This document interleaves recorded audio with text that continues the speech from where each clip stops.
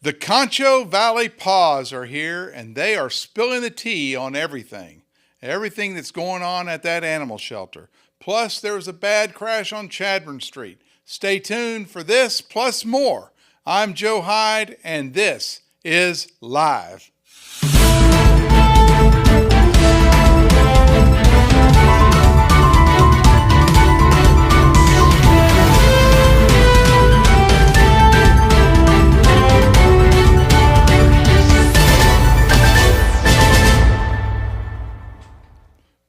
We'll get to the news in a second, but first, this show is brought to you by Myers Drug.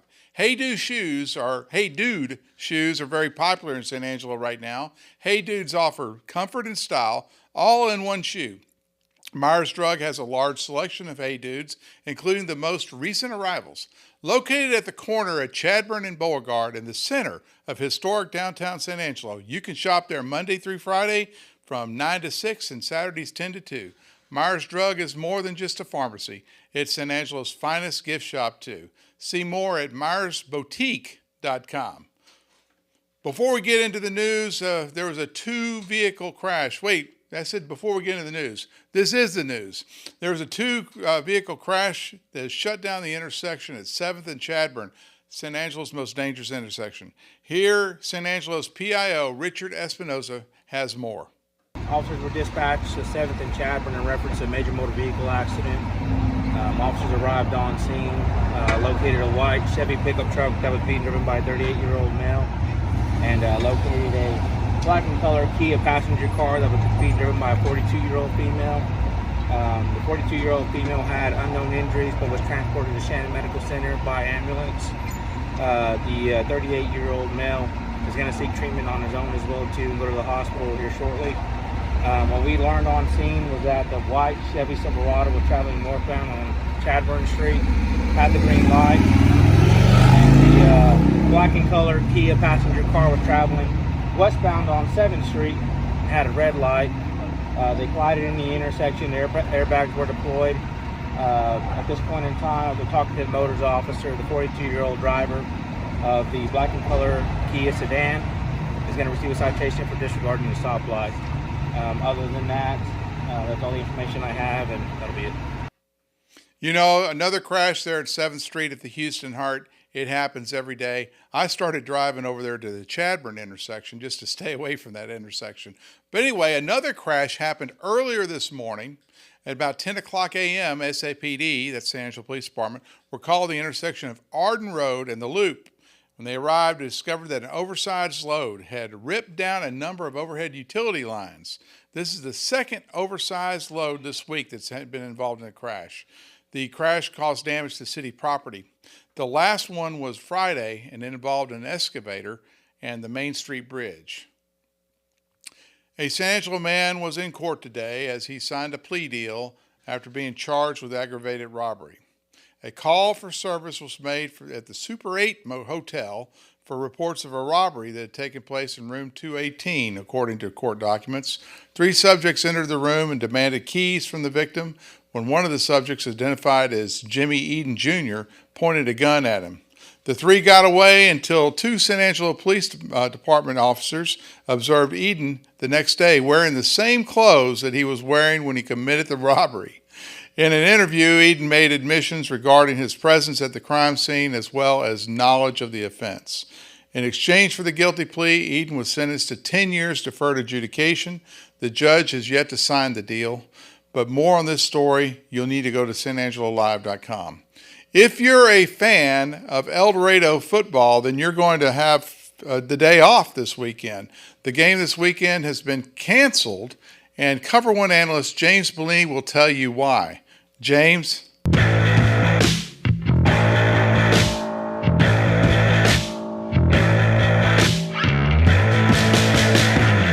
high school football game has been canceled between 2 district opponents this week. The El Dorado Eagles will be without a game as the Midland TLC Eagles canceled their district matchup that was set for this Saturday. Under new head coach Chad Tuttle, El Dorado has faced some good teams so far. He's been getting his team ready for district where teams like McCamey, Wink, and Irana wait. Yes, the Eagles have started 1-3, But the last 2 weeks, they've lost to 2 really good football teams in the 3-1 Sonora Broncos and the undefeated San Saba Armadillos. Tuttle recently got back with me today to explain that it's just a numbers deal for Midland TLCA. But to him, this is just another week to get his team ready for their first district game next week against Water Valley. He did try and find a game, but that didn't pan out. Midland TLCA has had a rough year, being outscored 185-0. These Eagles are one of the teams that transitioned from 6-man to 11-man, and if this is injury related, that could cause the Eagles to lose more games going forward. We have contacted Midland TLCA for comment, but have not received anything in return, so you might have to tune into Cover 1 this Friday for updates. Also, we'll have analysis, breakdowns, and highlights of all the area games at 4, 8, and 10 o'clock, only on SanAngeloLive.com. When it comes to unique pieces you can't find anywhere else, Concho's Diamonds and Coins is your one-stop shop. With over 24 years in the diamond and coin industry, Concho's Diamonds and Coins is West Texas's choice for diamonds, jewelry, coins, silver, and gold. Owner Bill Concho stands by his work and offers free consultations, including estate jewelry. Don't just trust anyone with your valuables. Come see the staff at Concho's at 1016 West Beauregard in San Angelo. And we're back. Joining me today is Jenny Wilson with Concho Valley PAWS. Thanks for being here. Oh, thank you for having us. And of course, there's a controversy. There's always issues to deal with the animal shelter. Yes. So let's dive right into it. Where are we today with the animal shelter and the issues with the dogs and cats? Well, I know that there's been a lot of media coverage about the Yeah. roach infestation, and that's kind of what has led us where we are at this point. There were some photos circulating social Right. media, Yeah. And they were very alarming. Yes. There is some context to that, though, that I'd like to offer. Okay. We are in the shelter every day, Yeah. pulling dogs, showing dogs, trying to get them on transports or in adoptive homes. And is it overcrowded? Yes. Okay. We have done a significant job getting that population down, but they continue to come in. And you never know if it's going to be a 10-dog, 5-cat day or a 20-dog, 1-cat day. Okay. It's really hard to kind of be prepared for that. But anyway, that being said, that we had just a few days to respond to a mandate from upper management that the shelter had to be evacuated. Right. And so staff was actually, shelter staff, which we are separate from the city of San Angelo. So Yes. shelter staff was actually pulled off of cleaning duties that day to move animals. Okay. And so Okay. it was a shelter in crisis, and that's what the photos reflect. But it is important that we're not defending that, not at all, but we want to offer some context to it.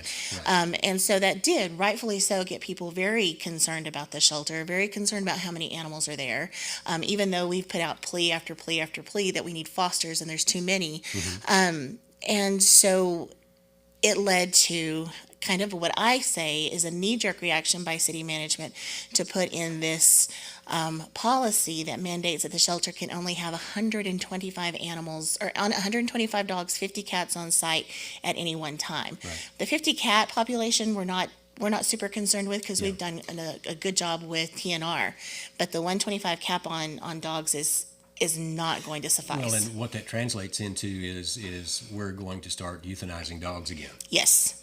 Yes. And we've had that no-kill designation, and I know y'all worked hard for it, and I Yes. think the city staff did too. Yes, they did. But it was just untenable Yes. under the current situation. Yes and no. So if the problem was with the no-kill initiative only, I think you would have seen the situation come to a head faster. I mean, Okay. in 2021, Okay. we had an excellent year. Yeah. We had a 90% live release rate. We didn't have any issues.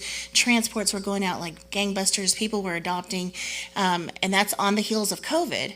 But 2022 has presented a whole new set of challenges with the economy. Right. And people are very Okay. hesitant to adopt. Transports have slowed. And then we had that issue in November where we couldn't adopt out any pets out of the shelter because we had the exposure to the toxin. Right. And so when that happened, it just kind of set all this stuff into motion for us to have this overpopulation issue. And we have made some tough decisions. There have been animals euthanized for space prior to all of this. And so, but we were in the position to make those decisions alongside city management, or alongside the shelter management, I should say, based on temperament, adoptability, age, health, and those are how the animals were selected for euthanasia, as opposed to the mandate now says the animals can only be there 3 months, which Right. really the 3 month mandate is a moot point with the 125 cap, because the shelter actually takes in 125 animals every 7 to 8 days. Ugh, So it okay. means that they would be cycling through the entire population of the shelter during that time. Okay. So what we're trying to do now is educate the public again, Yes. and work within the parameters that the city has put out there, and that's going to require a change in mindset for the people of San Angelo. Yes, because we truly believe that killing pets is not the answer. Right. The answer is getting your pet spayed and neutered. Now, we've not just accepted this mandate. We are hoping for some conversations. We are surprised and disappointed that conversations didn't happen before the fact. Okay. But here we are. At the end of the month, the population has to be reduced by 30% in September, and then a replication of that in October, another Okay. 30%. So shelter management actually has until the end of October to get down to that 125. So we've got a little bit of time, but not much when you consider there's new animals coming in all the time. Yeah, there's still the supply is still there, and the demand is not taking care of the supply. Right. And we were talking before we went on air is that I think, and this is a personal opinion, that one of the things that needs to be added to the mix is a ban on backyard breeding. I think that we need an ordinance to ban backyard breeding. Would Yes. that help? Well, we have in place the spay and neuter ordinance right now, which requires every animal in the city of San Angelo to be spayed or neutered if they don't have a breeding permit. So there's that caveat in there that gives breeders the opportunity to breed. Concho Valley PAWS does not have an issue with a responsible breeder that is breeding for the love of the breed. Yes. We have a big issue with the backyard breeder who is breeding indiscriminately. Right. And even those accidental litters. So yes, I think further looking at those ordinances and enforcing those ordinances is key to this as well, because we've got to stop the inflow of the animals somehow. Well, and I'm not a big government guy. I don't like being told what I can do, what I can't do on my property. But this is not, the 1950s, 1960s, where, the neighbors shared eggs and chickens and milk from down the street, and it was okay for dogs and cats to run around. We are now in an urban environment with 120,000 people living here. Yes. And there's too many dogs and cats, and not enough, in my estimation, responsible pet owners. That's absolutely true. Absolutely true. But one thing I like to tell people when they talk about not liking big government, I don't either. Yeah. But at the same time, we're not dealing with whether or not you're allowed to have a car up on blocks in your driveway while you're working on it. We're actually talking about living creatures that suffer at our hands Yes. because of the situations that Yeah. humans have created. Yeah. This is a situation that was created by our community, and it's a situation that our community has to solve. Okay, Jeannie, now where do we go from here? So we are working to get a meeting with city government, Okay. and it is our hope that we can shed some light on this issue, because it's bigger than just the number of animals at the shelter. Yeah. The shelter facility has a ton of challenges. The staff isn't adequately paid, in our opinion. I mean, Yeah. they're dealing with animal life and rabies cases and not paid well. So we're hoping to do that. But in the meantime, we want people to please take advantage of the many programs to get your pet spayed or neutered, and come out and foster and adopt, because that is an instant way to save lives, is by Okay. fostering, adopting, and keeping your pet from procreating. And this process includes the signs and the T-shirts. And, Yes. And it's a proactive approach, and hopefully all the partners will work together to solve this. We hope so. We're not anti-city. We've enjoyed working with the city, and we were very successful in previous years. This is just us saying, hey, you guys, we think you've got it wrong, and we want you to listen to us. Okay. So it just says killing pets is not the answer, and on the flip side of our sign it says spay and neuter, because we believe that's true. Whether it's in San Angelo or San Antonio or Dallas, all these areas that have kill shelters, killing pets is not the answer. We can't kill our way out of it. We can't adopt our way out of it, but we can spay and neuter our way out of it. Okay. And this is the point where I generally forget something. So I'm going to just ask you, is there anything else you want to say? Anything I've forgotten? If people want to get involved and help us, reach out to us on our website at cvpaws.org/be the change. And on there we have the map of the city, the city districts, so you can find out who your representative is. Okay. We got a sample letter on there to write. You can order your signs for free. We're not making any money off this. This is just an education awareness move. Okay. And so we want people to get involved. This is a great time to get involved if you love animals. The problem is enough people haven't been involved up to this point. Yeah. So the more involvement we have, the more we can save. And you've also got a big presence on social media, Facebook and Instagram. Yes, sir. And so if they can't reach you there, then they can try you at Concho Valley PAWS in the shelter. That's how we really keep everybody up to date. And we would love volunteers. We have volunteer training every other week. Okay. So come out. If you can't foster, walk a dog, get them out of the kennel for a little bit.